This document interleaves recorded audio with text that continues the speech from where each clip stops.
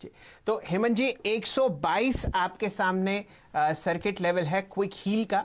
Volume में आप सामने बहुत ज़बरदस्त ब्रेकआउट देख ही रहे हैं। 11 लाख शेयर फिलहाल ट्रेड हो चुके हैं।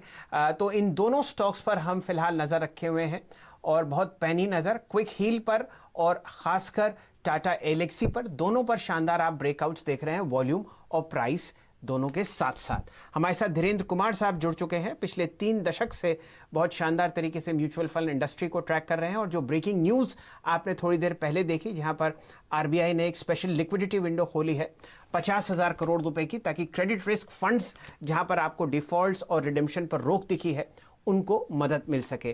कुमार साहब, स्वागत है आपका। बताइए क्या राय है आपकी इस ठोस कदम जो आरबीआई ने उठाया है फिलहाल मार्केट आवर्स में? जी, हम इसकी उम्मीद की जा रही थी, क्योंकि ये जो फ्रैंकलिन के जो 6 फंड जो वाइंड डाउन हुए हैं उसके वजह से बाजार में काफी भगदड़ मचेगा। और भगदड़ मचना काफी अंडरस्टैंडेबल है, क्योंकि अगर वहां से पैसा नहीं मिलेगा, इस तरह के फंड में जो लोग पैसा लगाते हैं उन्हें ये कारोबारी लगाते हैं इसमें पैसा। और अगर आपको तनख्वाह देने के लिए 1 तारीख के पहले अगर आप अपना फंड आपने यहाँ पे पार्क किया था और वो अगर 25,000 करोड़ रुपए अगर आपका फ्रैंकलिन के फंड में आपका अटक जाएगा, तो आप कहीं और से पैसा निकालेंगे। और इसलिए इस भागदौड़ की उम्मीद की जा रही थी और इसके वजह से और बड़ा डिसरप्शन हो सकता था। इसलिए 50,000 करोड़ का लोन अगेंस्ट फंड बैंकों के जरिए उपलब्ध कराना, ये बहुत सारे लोगों के लिक्विडिटी कंसर्न्स को एड्रेस कर पाएगा।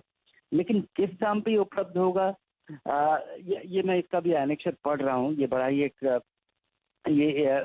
लोन अगेंस्ट फंड की तरह काम करेगा, बैंकों के जरिए ही काम करेगा। अगर एक दिन का जो कोटा है वो खत्म हो जाता है, तो ये बिडिंग प्रोसेस के जरिए प्रोरेटा बेसिस पे लोगों को अलॉट इनेबल किया जाएगा। आरबीआई ने छूट दी है कि यहाँ पे जो आप इसके अगेंस्ट जो आप देंगे लोन अगेंस्ट फंड, जो बैंक म्यूचुअल फंड को देंगी अपने रिडेम्पशन को ऑनर करने के लिए, उस पे किस तरह की उस पे वो अपना सारा क्रेडिट पॉलिसीज या प्रिंसिपल्स अप्लाई करेंगे, कितने मार्जिन पे देना है, क्या नहीं देना है, कैसे कैसे वो उसको रियलाइन करेंगे। बिल्कुल।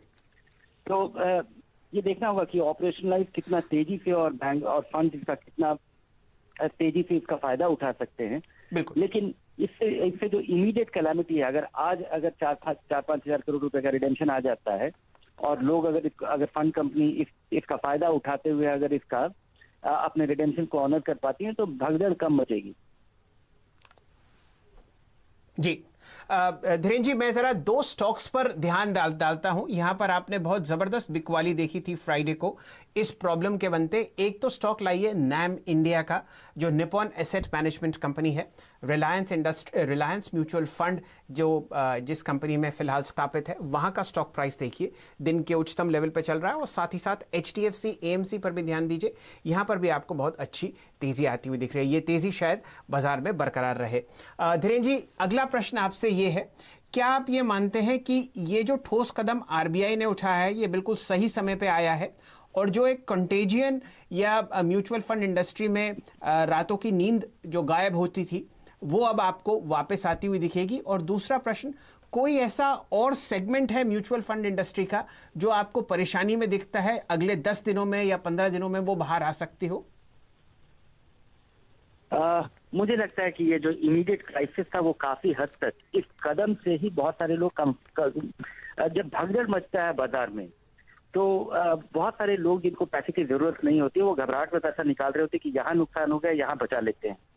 शायद उसमें थोड़ा अंतर पड़ेगा।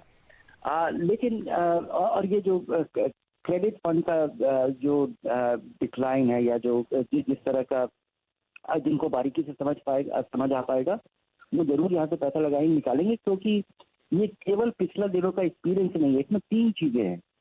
एक तो कि पिछले 6 महीने से अलग अलग तरीके का क्राइसिस डेट फंड इन्वेस्टर्स को झेलना पड़ रहा था, और इसकी शुरुआत हुई थी IRNSS से, फिर येस बैंक, फिर DHFL, फिर और भी बहुत सारे क्राइसिस था। तो जिसकी वजह से अलग अलग तरीके का वोडाफोन आइडिया का बहुत बड़ा डेट जो कि अटक गया। तो अगर आप देखें तो इसकी शुरुआत पहले हो गई थी और उसका नुकसान निवेशकों को झेलना पड़ा है। उसके बाद अब अभी का जो आउटलुक है वो बहुत ही ब्लर्ड है कि पता नहीं कब सुधार होगा। और कंपनियां अगर फैक्ट्री बंद होते हैं, सामान नहीं बनता है तो वो बिकता नहीं है, बिकता है तो कस्टमर खरीदेगा कि नहीं खरीदेगा। ऐसे स्थिति में कंपनियों के एबिलिटी, इंटेंशन की मैं बात नहीं कर रहा हूँ, अभी तक भले ही नुकसान नहीं हुआ हो, लेकिन भविष्य में कंपनियां अपना सामान बेच करके पैसे कमा करके बॉन्ड का इंटरेस्ट और प्रिंसिपल का रिपेमेंट समय पे कर पाएंगी, इसके बारे में लोगों को आशंका है। इस वजह से पैसा निकालना भी लाजमी है। ये डेट फंड का एक कमजोरी है, ये डिजाइन का फ्लॉ है कि हम ऐसे बॉन्ड्स में पैसा लगाते हैं जिसका बाजार हमेशा खुला नहीं रहता, हमेशा बाजार तैयार नहीं है। हम कभी भी अपनी इच्छा से बेच नहीं सकते हैं, लेकिन म्यूचुअल फंड इन्वेस्टर कभी भी अपना पैसा निकाल सकता है। तो ये जो एसेट लायबिलिटी का मिसमैच है, उनका जो एसेट, फंड कंपनी का जो एसेट है वो इलिक्विड है और निवेशक कभी भी पैसा निकाल सकता है, तो इस समस्या से कभी निकला नहीं जा सकता, ये बार बार आया करेगा।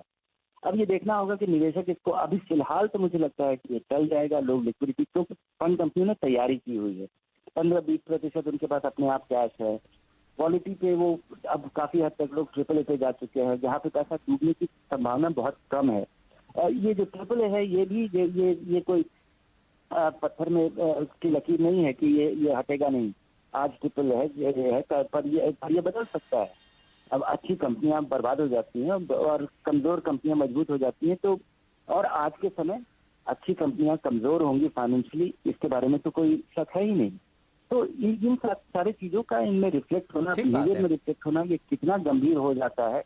रेगुलेटर का काम है कि बाजार को सुचारू तरीके से कॉन्फिडेंस प्रदान करे ताकि डिसलोकेशन इस तरह का नहीं हो। लेकिन अभी दिल्ली दूर है,